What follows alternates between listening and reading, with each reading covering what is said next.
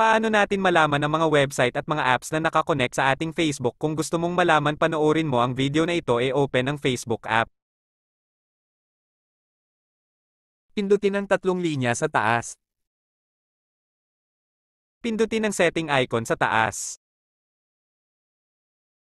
Hanapin sa baba ang Your Information.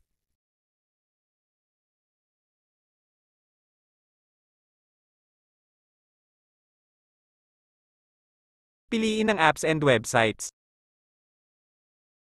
Hintayin mo lang hanggang lumabas yung mga apps at websites na nakakonect sa iyong Facebook account.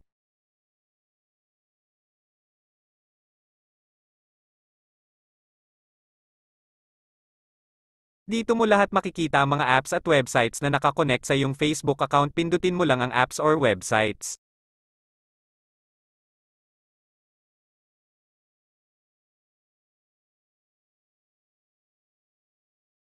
Pindutin mo yung remove. Pagkatapos mong pindutin ang remove, may lalabas ulit ng remove sa baba. Pindutin mo ulit ang remove para ma-log out ang Facebook account mo sa mga apps na konektado sa Facebook account mo. Sana may natutunan kayo sa video na ito. Thank you for watching and have a nice day.